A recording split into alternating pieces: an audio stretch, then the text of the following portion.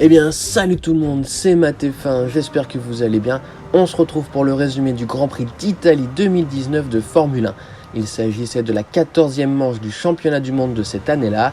Remettons-nous dans le contexte, Lewis Hamilton était en tête du championnat pilote avec 65 points d'avance sur son coéquipier Valtteri Bottas.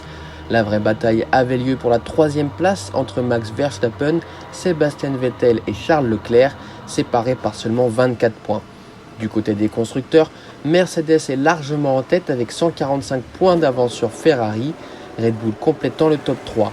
Derrière, la lutte a lieu entre Toro Rosso, Renault et Racing Point pour la 5e place, séparés par 11 points.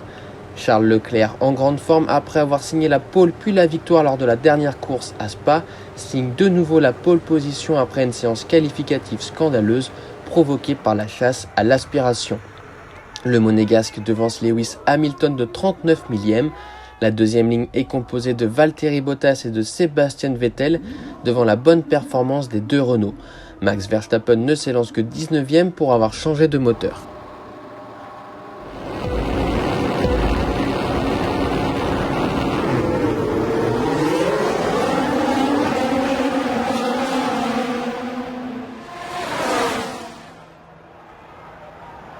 Très bon départ de l'ensemble des pilotes de tête. Charles Leclerc ressort en tête de la chicane devant Lewis Hamilton, menacé par Valtteri Bottas. Nico Hülkenberg profite de l'aspiration pour passer Sebastian Vettel et s'empare de la 4e position.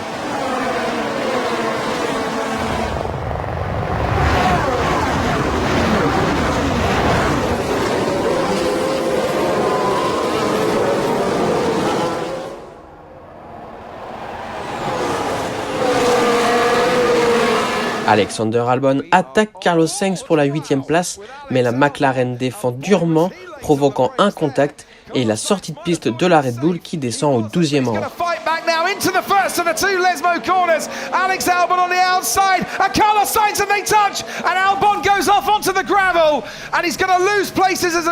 Dès le 5e tour, après s'être fait passer par Sebastian Vettel, Nico Hülkenberg voit son coéquipier lui prendre la 5e place. Le tour suivant, Sebastian Vettel, alors 4e, part en tête à queue dans la chicane d'Ascari. L'Allemand retrouve la piste sans se soucier de ses concurrents, provoquant un tête à queue pour Lance Stroll. Ce dernier provoque ensuite à son tour la sortie de piste de Pierre Gasly en revenant sur la piste. Vettel, contraint de passer au stand, se retrouve 20e et avec une pénalité de 10 secondes de stop and go.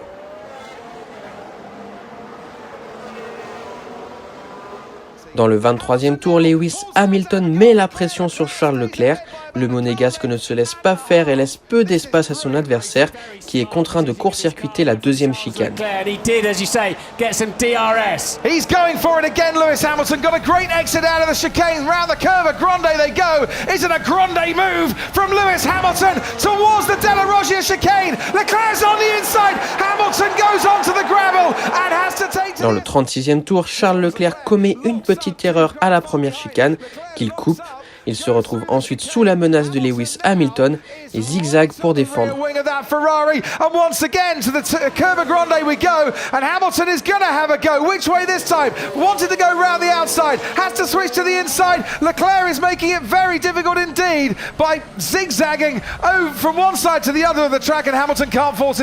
Dans le 42e tour, c'est au tour de Lewis Hamilton de commettre une erreur à la première chicane, lui coûtant sa 2e position au profit de Valtteri Bottas.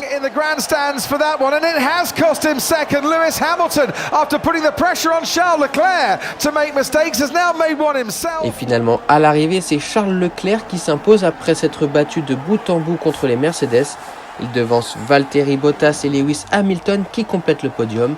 Les deux Renault de Daniel Ricciardo et de Nico Hülkenberg réalisent une très belle prestation au 4e et 5e rang.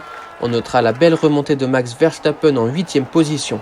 Sebastian Vettel ne termine que 13e. Au niveau du championnat pilote, rien ne bouge aux 2 premiers rangs. Charles Leclerc se retrouve 4e devant son coéquipier et n'a plus que 3 points de retard sur Max Verstappen. Du côté des constructeurs, Renault remonte au 5e rang et prend le large devant Toro Rosso et Racing Point. Et bien voilà, c'est la fin de cette vidéo, j'espère qu'elle vous aura plu. Si c'est le cas, faites-le savoir en commentaire et laissez un pouce bleu. Abonnez-vous si ce n'est pas déjà fait. On se retrouve dimanche pour le résumé du Grand Prix d'Abu Dhabi 2010. Écrivez-moi en commentaire quels autres Grands Prix historiques vous souhaiteriez revoir. Pendant ce temps-là, portez-vous bien. Salut tout le monde.